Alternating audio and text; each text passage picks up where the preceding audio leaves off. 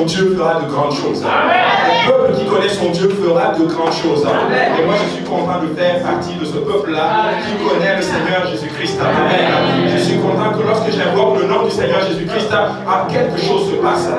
Certains disent que lorsqu'on invoque le nom du Seigneur, quelque chose doit se passer. Mais je suis content de leur dire que lorsque tu invoques le nom du Seigneur, quelque chose va se passer.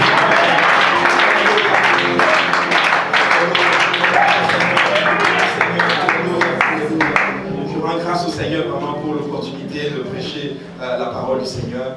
Et si vous pouvez prendre place dans la présence du Seigneur, si vous le pouvez. Je suis très content aujourd'hui. Avant toute chose, je voudrais vraiment honorer mon pasteur, le pasteur Kaosi. Comme je le dis toujours, c'est un papa et c'est quelqu'un que j'admire et que je respecte et que j'observe beaucoup. Beaucoup. Sa vie est vraiment tout un exemple pour nous. Et si je peux juste faire un petit témoignage, c'est que par rapport à l'appel du Seigneur, je pouvais personnellement le ressentir, et il y a beaucoup de personnes aussi justement qui me le disaient, mais pour ma femme et moi, ça n'avait pas vraiment beaucoup d'importance ce que les gens disaient. Ce qui était vraiment important pour nous, c'est qu'est-ce que le pasteur pensait. Et pourquoi je dis ceci? Parce que le Seigneur va toujours passer par l'homme de Dieu pour confirmer quoi que ce soit. Et la confirmation s'est tombée dans mon cœur lorsque le pasteur nous a parlé justement de l'appel du Seigneur. Amen. Je suis content vraiment de l'avoir avec lui. Je suis vraiment content. Et nous sommes tous en deuil avec lui. Amen. Et je nomme aussi mon pasteur, le pasteur Serge, qui est un papa, un parrain, un ami, quelqu'un qui n'a pas peur de frapper fort, comme on dit. Mais je tiens à dire que quand il frappe fort, il y a beaucoup de bons résultats qui sortent.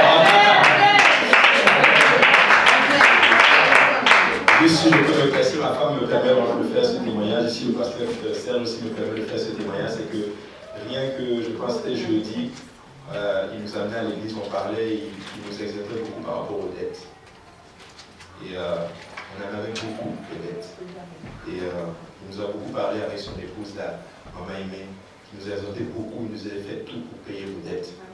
Il coupait les cartes de crédit, coupait-les, jetez-les. Et ce n'est que quelques jours, peut-être 2 ou 3 jours après, nous avons eu une bénédiction vraiment financière. Et ma femme les a appelés hier pour leur dire que toutes nos dettes ont été créées.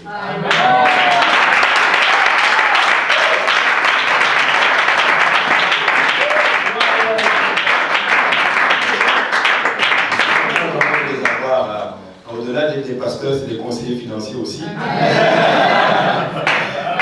Nous les aimons beaucoup. Que le Seigneur vous bénisse, pasteur et votre famille. Amen. Je respecte le pasteur Luc, notre pasteur. Amen. C'est un homme de Dieu que j'honore beaucoup, que je respecte, que j'observe beaucoup. Et je dis toujours que si vous êtes triste, appelez le pasteur Luc.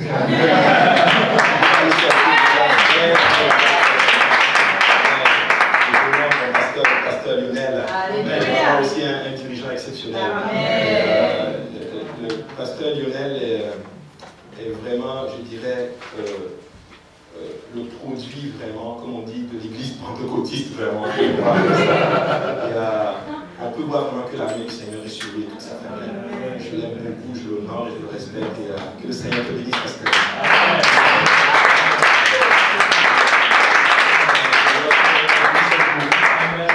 Honnêtement aussi pour vos prières, pour la confiance par rapport au ministère aujourd'hui. Et je sais que nous sommes ensemble pour l'œuvre du Seigneur. Et tout ceci, c'est vraiment pour le ministère de Dieu. Ce n'est pas notre église, ce n'est pas l'église de qui que ce soit, c'est l'église de Jésus-Christ. Et nous bénissons le Seigneur vraiment de vous avoir à nos côtés. Nous vous aimons énormément. Amen. Alléluia. Alléluia. Alléluia. Avant de tout, je vais demander au pasteur de prier pour la prédication aujourd'hui. Père éternel, si nous pouvons nous lever pour prier. Alléluia. Alléluia. Nous désirons que nos cœurs soient disponibles, Seigneur, pour que tu mettes ta semence. Nous venons humblement devant le trône de la grâce, Seigneur Jésus. Tu connais nos besoins, Seigneur. Tu connais là où nous trouvons, Seigneur. Tu sais là où nous nous cachons, Seigneur. Nous venons te prier, trouve-nous, Seigneur, même au fond des ténèbres, même dans l'abîme, Seigneur. Même si nous, Seigneur Jésus, nous nous cachons, Seigneur, dans le séjour des morts, Seigneur. Nous venons te supplier en ce moment, alors que ton serviteur va parler, Seigneur. Permets que cette parole vienne nous trouver à cet endroit et nous sauve, Seigneur. Permets que nous puissions saisir le pan de ta robe, Seigneur. Alors que tu vas jusque dans les ténèbres, que tu rends lumière devant toi, Seigneur. Pour parler à nos cœurs, pour nous rencontrer, nous sauver de nos propres voies, Seigneur. Nous venons au nom de Jésus-Christ te supplier. Aide-nous à recevoir, Seigneur. Que nos cœurs soient un champ fertile, Seigneur, dans lequel la semence portera des fruits et portera 1000, 10 000, 100 000 fruits, Seigneur.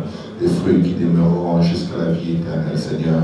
Oigne ton serviteur et permets qu'il prêche, Seigneur, ta parole, sans crainte ni faveur, Seigneur Jésus. Que ta gloire subsiste à jamais. Répands par ta grâce tes bienfaits sur ton peuple, Seigneur. Alors que nous sommes venus pour être sauvés, lavés, purifiés, sanctifiés, Seigneur. Qu'il en soit ainsi, Seigneur. Et même avant la fin de ce service, souviens-toi de ceux qui n'ont pas pu être là aujourd'hui, Seigneur. Et que ta gloire subsiste à jamais, Seigneur. Et qu'ensemble, nous puissions nous réjouir de tes œuvres, Seigneur. Au nom de Jésus-Christ, nous avons prié. Amen. Au nom de Jésus.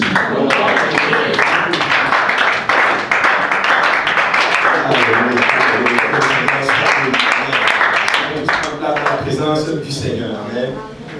Alléluia. Mon Manu a été un peu dégoûté. On m'a dit ça. Récemment, je crois que je devais prêcher aujourd'hui. Et comme j'ai toujours, c'est vraiment toute une grâce, c'est un privilège vraiment. Mais c'est pas évident de chercher la face du Seigneur. Amen. Mais comme je dis, c'est toujours bon d'être dans cette situation-là. Parce que lorsque nous sommes faibles, c'est à ce moment-là que notre Dieu est fort. Amen. Et le pasteur Serge justement me disait un jour une parole qui est toujours restée dans mon esprit. Il me dit, arrange toujours à être dans une situation où tu es incapable. Toujours. Parce que laissez-moi vous dire que lorsque tu es capable de faire une chose, le Seigneur ne le fera pas. Amen. Mais lorsque tu es dans une position de faiblesse, à chaque instant, le Seigneur sera toujours ta force. Amen. Amen. Toujours être dans une position où tu as besoin que de Dieu. Il faut arriver à un niveau où tu ne dépends que de Dieu. Et n'arrive même pas à un niveau où tu comptes même sur ton travail. N'arrive même pas à un niveau où tu comptes même sur ton effort physique. Il faut toujours arriver à un niveau où tu comptes que sur Dieu. Amen. Arriver toujours à un niveau où tu comptes que sur Dieu. Il est le seul, et je vous dis, la parole déclare d'ailleurs malheur à quiconque se confie en l'homme. Amen. Nous devons faire confiance en notre Seigneur. Amen. Alléluia. Donc sans plus tarder, nous allons aller dans la parole du Seigneur, dans Éphésiens 2, du verset 20 avec le. Si on peut tous se lever par la grâce du Seigneur pour la lecture. Éphésiens 2, du verset 20 à 22. Donc je lis au nom de Jésus. Il dit, vous avez été édifiés sur le fondement des apôtres et les prophètes. Jésus-Christ lui-même étant la pierre angulaire. En lui, tout l'édifice bien coordonné s'élève pour être un temple saint dans le Seigneur. En lui, vous êtes aussi édifiés pour être une habitation de Dieu en esprit. Donc en fait, le titre de ma prédication aujourd'hui, justement, c'est, si je peux le dire, c'est la puissance de la doctrine. Amen. La puissance de la doctrine. Pourquoi justement un tel sujet? Parce que j'y ai pensé, je priais, et le Seigneur justement avait mis justement cela dans mon esprit. Alors pourquoi la doctrine? Parce que nous sommes aujourd'hui dans un monde où le mot doctrine a une certaine connotation. En d'autres termes, nous l'utilisons d'ailleurs, nous disons toujours il est doctrinal. En d'autres termes, c'est comme s'il est fermé. Il est barricadé autour, comme barricadé dans un enseignement, dans une forme de pensée. Amen. En d'autres termes, c'est un mot qui a aujourd'hui pris une certaine connotation négative. Le mot doctrine. Et je suis un peu allé regarder justement sur Internet justement, c'est quoi une doctrine, la définition du mot doctrine. Mais le mot doctrine peut faire référence à tout enseignement, à tout fondement sur lequel une personne base sa vie. Toute pensée, ça peut être d'une école, ça peut être d'un système politique même, ça peut être d'une organisation, mais toute chose est régie par ce qu'on appelle une doctrine. Mais permettez-moi de vous dire justement que même la Bible, la parole du Seigneur, parle de la doctrine. La Bible utilise le mot doctrine. Et si on peut aller dans Jean 7, verset 15 à 16, la Bible dit, les Juifs s'étonnaient disant, comment, en parlant du Seigneur Jésus-Christ, comment connaît-il des Écritures, lui qui n'a point étudié? Jésus leur répondit, ma doctrine n'est pas de moi, mais de celui qui m'a envoyé. En d'autres termes, le Seigneur nous dit justement que ce qu'il enseignait est une doctrine. Amen. Amen. Amen. C'est une doctrine. Alors, permettez-moi de vous dire, peuple de Dieu, vous êtes doctrinal. Amen. Amen. Nous sommes doctrinal. Ce n'est pas quelque chose ce n'est pas quelque chose de négatif. Lorsque vous témoignez à quelqu'un, on vous dit oh, votre doctrine. Non, ce n'est pas ma doctrine, c'est la doctrine apostolique. Et c'est une doctrine. Amen. Alors, Matthieu 7, verset 28 à 29, il est écrit, je lis au nom de Jésus, après que Jésus eut achevé ses discours, la foule fut frappée de sa doctrine, car il enseignait comme ayant autorité et non pas comme leur scribe. Donc le Seigneur, ils étaient tous frappés par cette doctrine. Amen. Tous frappés par cette doctrine, par cet enseignement justement qui était devenu nouveau en fait dans la société. On n'avait jamais entendu une personne parler avec autant d'autorité, avec tant de nouveautés. On n'avait jamais entendu, ils étaient tous frappés par cela. Mais j'aimerais dire à quelqu'un aujourd'hui que nous aussi, en tant qu'Église, nous avons une doctrine que nous devons justement garder dans nous. Nous devons prêcher, et je vous dis que si nous prêchons la doctrine, telle que les apôtres l'ont enseignée, les gens seront frappés et les gens seront étonnés. Et laissez-moi vous dire que c'est la doctrine qui bâtit justement le peuple de Dieu. C'est la doctrine qui amène le peuple de Dieu à la connaissance de la vérité. Sans la doctrine, nous ne pouvons pas être sauvés.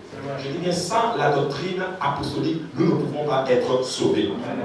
Amen. Ainsi, je pourrais dire que le mot doctrine n'est pas mauvais. Ce n'est pas mauvais, mais nous devons savoir en quoi nous croyons. Nous devons savoir que ce que nous croyons est une doctrine. Et une définition que j'ai pu trouver, c'est l'ensemble des croyances, des opinions ou des principes d'une religion, d'une école littéraire, philosophique, d'un système politique, économique, etc. Si on peut utiliser par exemple certains synonymes, on peut dire que c'est peut-être un enseignement. Une doctrine est un enseignement. Amen. Allons dans Acte 2, versets 41 à 42. La Bible nous dit justement que les premiers chrétiens, ils persévéraient, après avoir cru, ils persévéraient dans l'enseignement des apôtres. Donc si je peux dire, ils persévéraient dans la doctrine des apôtres. Amen. Ils persévéraient dans la doctrine des apôtres. Ainsi, il est très très important que nous sachions de quoi la parole de Dieu, de quoi il s'agit dans la parole de Dieu. Quelle est la doctrine fondamentale justement de ce livre? Quelle est la doctrine fondamentale de ce livre? Nous devons la connaître et nous devons persévérer là-dedans parce que c'est ça qui va attirer. Le pasteur Koul, le révérend Koul, a dit ceci, il a parlé de comment, en tant que dirigeant, on peut vraiment garder le peuple de Dieu. Mais il a dit ceci, vous allez garder le peuple de Dieu par l'enseignement. Nous avons besoin de la parole de Dieu, frère. L'église de Dieu, nous avons besoin de la parole de Dieu. C'est ça qui garde.